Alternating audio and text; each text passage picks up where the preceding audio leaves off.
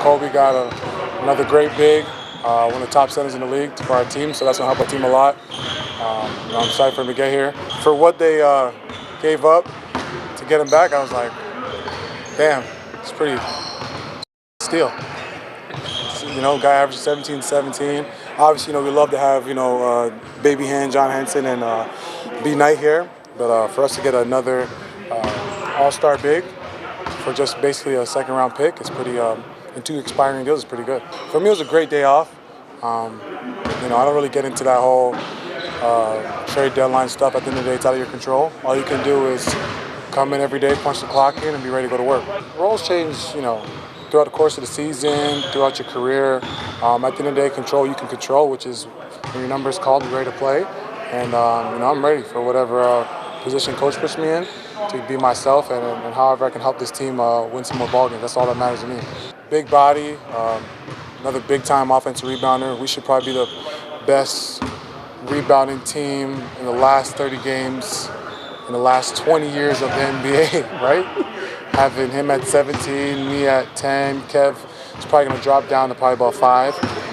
And then Larry coming playing with Larry, so he's going to probably drop down to 5. So we'll be able to get every rebound. There should be no excuse why we get out-rebounded any night. Bigs are definitely underappreciated, probably a lot in our league. But at the end of the day, besides Golden State with 3 of the best 5 shooters in NBA history, not a lot of teams have that luxury. So you do need bigs to win games. And for Dre's situation, we know what it is in Detroit. They're going through a different situation, and and unfortunately, they no longer want his service. But one team's trash is another team's treasure. So that's what I would tell him. That obviously he's upset. You get drafted to a team, you want to finish it out and leave on a better note. But for him, it's just part of his journey. And I tell him that, hey, use it as motivation, and get ready for the next steps. And I think me and him are like top 5 in screen assists. So there's just more opportunities for our guards to get more looks at the rim. So I think not much change. They'll have another big screener, and it makes their job way easier in terms of getting downhill. People underestimate his defensive ability, because I think he averages like a steal and a half a game, which is pretty impressive for a guy his size. So for us, as long as you got a big man that can guard pick and rolls and switch out from 1 through 5, you always have a role and have a big role on a high level basketball team. So I think you guys just get caught up with the whole,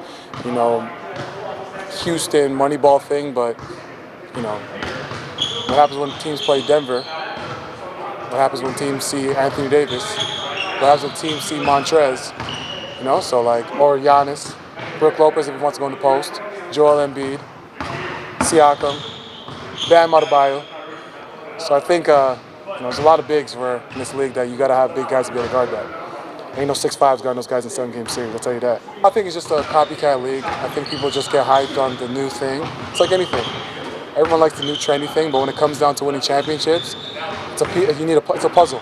To win a championship, everyone's got to be part of a puzzle, and how can you be that asset to complete that puzzle? I think it'd be good for another older voice for these young guys to learn from, and understand that we've all had success. That's why we've been here that long, been in the league for this long, and have had success because we know what we're talking about. So it'll be great for the young guys, and I'm just happy.